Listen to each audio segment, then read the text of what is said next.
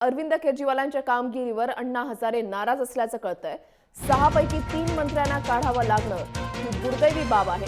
अण्णा हजारेंनी आपलं मत व्यक्त केलेलं आहे। महत्त्वाची आणि मोठी बातमी आपण पाहताय। आप पक्षामध्ये सध्याच्या घडामोडी घडतायत आणि ज्या पद्धतीने मंत्र्यांना काढावं लागतंय हे दुर्दैवी आहे असं अण्णा हजारेंनी या ठिकाणी म्हटलेलं आहे। 6 पैकी 3 मंत्र्यांना काढावं लागणं हे दुर्दैवी आहे असं मत अण्णा हजारेंनी व्यक्त केलेलं आहे। महत्त्वाची आणि मोठी बातमी नेमकं अण्णा हजारे यांनी काय म्हटलेलं आहे पाहूयात। 6 मंत्री में 3 मंत्री को निकालने की नौबत आ गई, ये दुर्दैव है। मैं बड़ी आशा किया था, अरविंद से बहुत आशा रखी थी। वो उसका माइंड बहुत तेज है।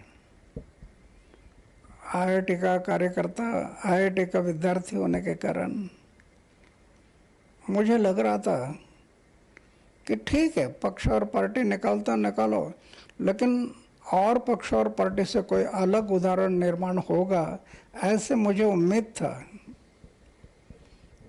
लेकिन दुर्भाग्य है कि 6 मंत्री में 3 मंत्री घर जाने की नौबत आ गई।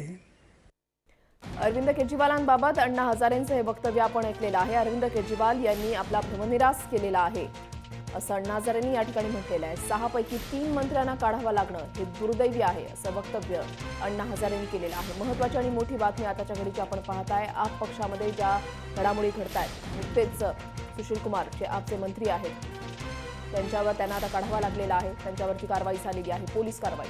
त्याच्यामुळे आता 6 पैकी 3 मंत्र्यांना काढावं लागलेलं आहे। हे दुर्दैवी आहे असं वक्तव्य अण्णा हजारे यांनी केलेलं आहे। अण्णा हजारेंनी नेमकं काय म्हटलेलं आहे पुन्हा एकदा पाहूया। 6 मंत्री में 3 मंत्री को निकालने की नौबत आ गई, ये दुर्दैव है। मैं बड़ी आशा किया था, अरविंद से बहुत आशा रखी थी। वो उसका माइंड बहुत तेज है।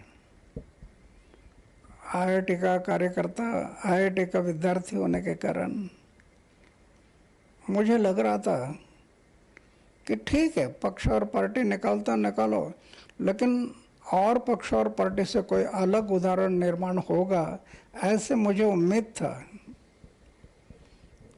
लेकिन दुर्भाग्य है कि